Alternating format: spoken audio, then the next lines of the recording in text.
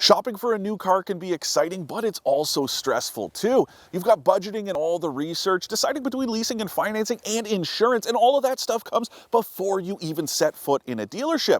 So what about when it comes time to test drive? Well, that part should be fun, but there's a lot of responsibility that comes with it too. As someone who test drives cars for a living, I have a few simple tricks that should help you maximize your peace of mind and pick the one that's right for you.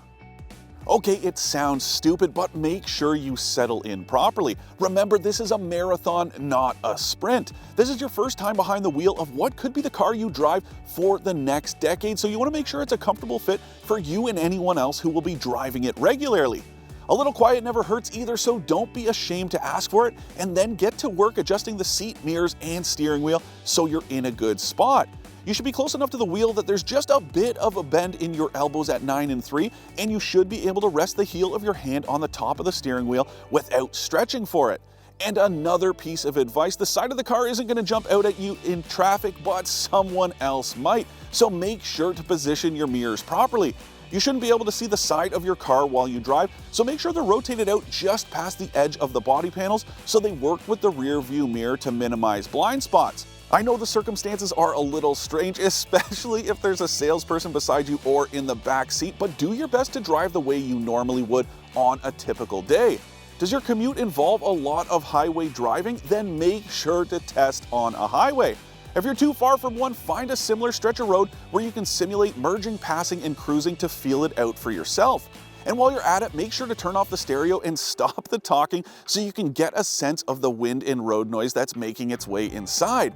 Don't forget to take it on a winding road too so you can get a feel for how it handles and test the brakes.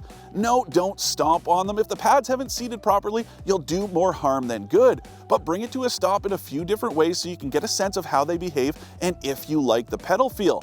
Just like handling, everyone's preferences are different and you'll know what you like more. There's no right or wrong answer here, it's what you're comfortable with that matters most. On that note, remember why you're doing this in the first place. Don't buy the one you think you need, buy the one you genuinely do. And if something doesn't feel right, move on. Whether you're shopping for a basic commuter car, a multi-purpose family hauler, or a pickup truck, it should come together in a way that works for you, not your friends or neighbors.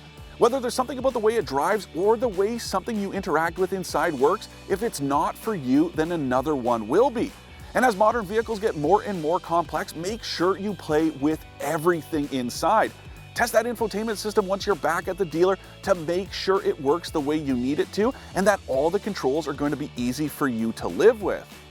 There's a reason I bring Patty the pedal car with me all the time, or at least all the time she'll fit.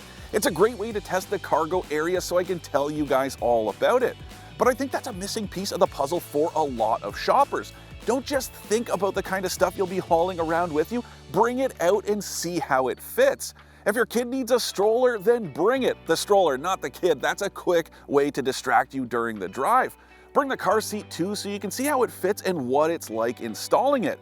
Do the doors open wide enough for you to reach inside? How hard is it to strap the car seat in? If you play hockey every week, bring your bag. The worst thing you can do here is eyeball it and assume something fits, only to find out after you've signed on the dotted line that it doesn't. So you're on your way. You like the seating position up front, the way it drives, and how your stuff fits inside. Now go back after sunset to drive it again. This one I can't stress enough.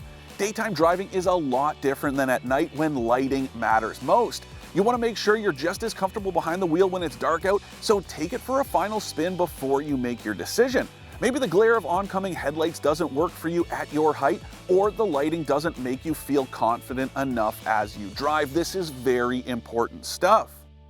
At the end of the day, a lot of this is going to come down to your gut, the way you feel about a certain vehicle. You don't need to be a pro to do this, just follow those tips and you should be off to a pretty good start.